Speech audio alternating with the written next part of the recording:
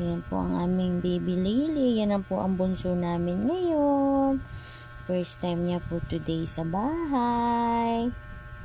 Ayan na ang baby Lily. Napagod sa biyahe, kaya bagsak. Tulog na tulog. Ang sarap ng tulog.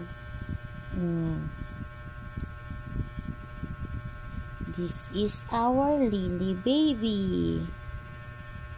Oh, sarap ng tulog. Sa kama pa natulog. Ano pa lang po siya. Baby pa po siya.